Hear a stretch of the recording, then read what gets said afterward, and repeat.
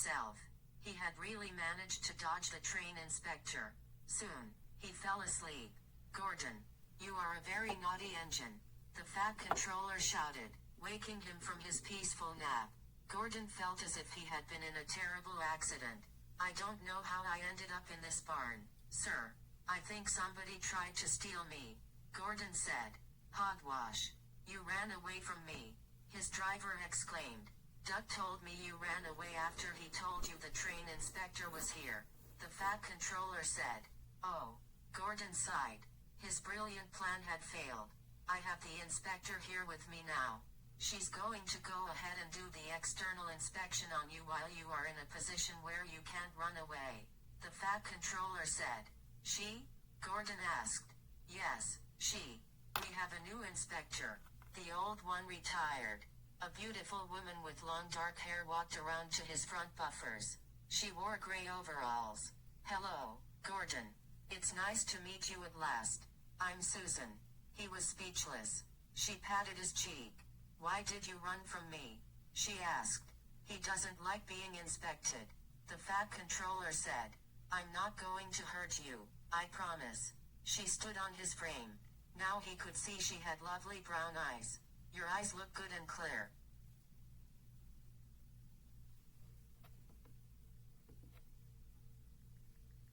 She asked. "None. How's your breathing?" "I breathe just fine." She took a purple shiny piece of cloth from her bib and wiped his dirty buffers. The cloth felt smooth and soft, unlike anything he had ever felt before. Suddenly, the scent of lavender filled the air, and he felt calmer. "Looks like you got a bit dirty from driving off the rails."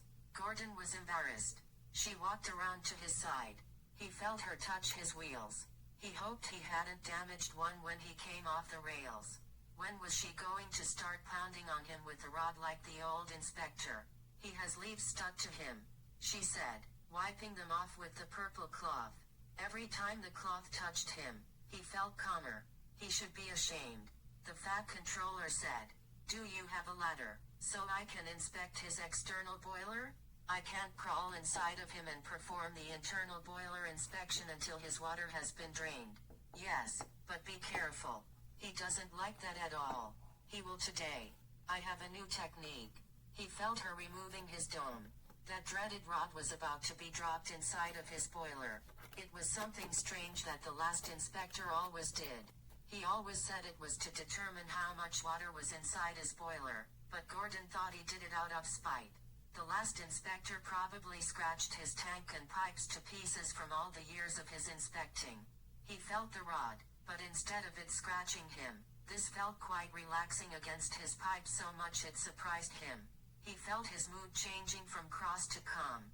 Was this why Duck was smiling? Because he didn't get beat up during inspection? He doesn't have anything unusual, but he is too low of water.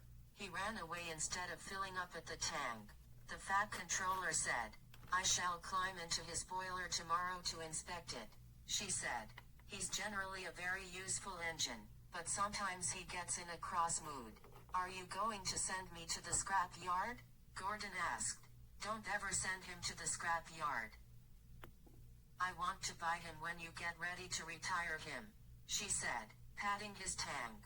"I don't plan to retire him anytime soon, but are you sure you could take care of a big engine like him?"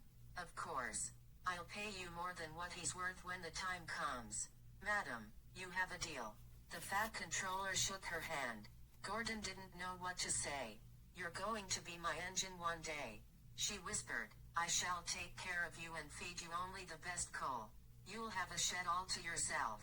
You won't have to overexert yourself in your old age, but I'll take you on runs so you won't get rusty and stiff." "Oh, my," Gordon exclaimed. "I'll check in on you engines periodically to see how you are doing after I leave in a few days," Susan said. "Thank you, ma'am," Gordon said. "Well, I'm glad he passed your external inspection, but now I've got to pull him out of this barn, and he's going to be punished for running away," the fat controller said. "Don't punish him too harshly." All of the engines were terrified of the last inspector. "I don't blame him for running away. Well, he's going to sit in his shed all day tomorrow for causing confusion and delay." Gordon felt embarrassed being punished in front of the inspector. I suppose you should be getting back to the shed to finish inspecting the other engines. I'll stay here to see that Gordon has gotten out of the barn. Very well. I didn't want Gordon to put you behind schedule. He brought me here in the express. I want him to take me back on it. That was part of my inspection. To think she had been on the express and he didn't know it. Did he pass?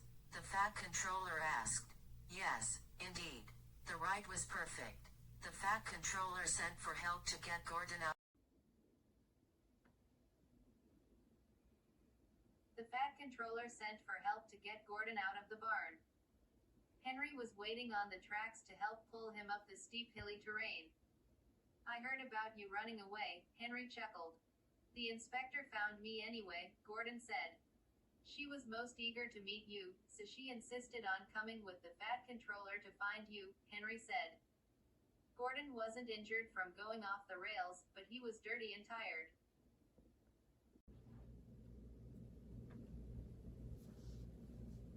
Pulled him back to Titsmouth's shed. All the other engines were there waiting to tease him. He heard them laughing at him when he was on the turntable. There's the runaway, Thomas exclaimed. He was scared of having his boiler inspected, Percy said. He was so scared he ran off the rails, James said. His driver must have ran a mile after him, Duck said, chuckling. Oh, don't be so harsh on him, the inspector said. Percy, I shall start with you after I finish Gordon tomorrow.